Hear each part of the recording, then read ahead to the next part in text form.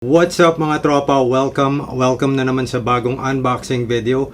Ngayon ipapakita ko sa inyo ang unboxing at installation ng video card na Msi Rx5700 Mech. Pero bago ang lahat, please share some love, hit that like button, subscribe, and hit the bell notification icon para naman masuportahan nyo tong channel na to. Bago natin simulan, ipapakita ko sa inyo ang specs mula mismo sa website ng MSI. Nandito tayo ngayon sa website ng MSI para tingnan ang specs ng Msi Radeon Rx5700 Mech.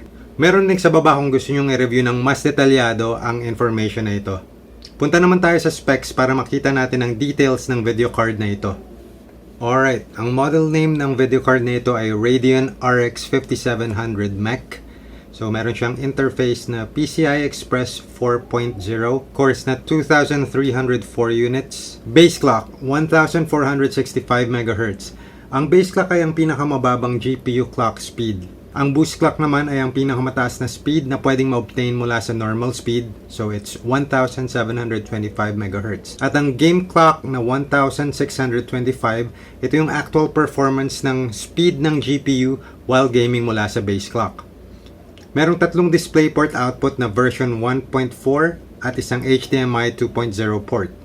Ito ang isa sa mga pinakaimportanteng malaman sa GPU na ito. Ang recommended PSU ng MSI para sa GPU na ito ay 750 watts. So make sure na ang PSU mo ay 750 watts or higher or baka magka-problema ka sa boot up ng system mo. Alright, simulan na ang unboxing. Tara, game!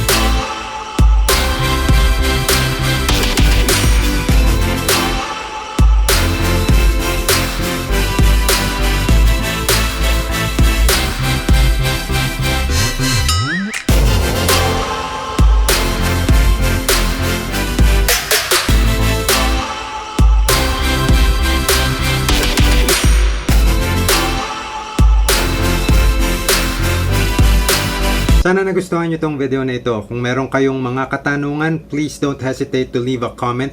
Susubukan nating sagutin lahat ng yan hanggat sa makakaya ko. Maraming salamat. Ciao!